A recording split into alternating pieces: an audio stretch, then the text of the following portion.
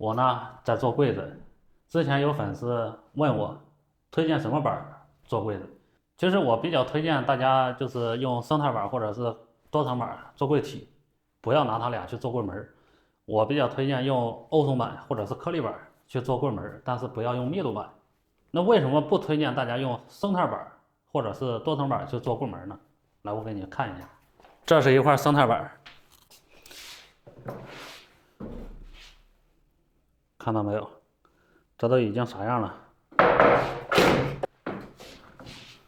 再看这一面，这都啥样了？你说它能做柜门吗？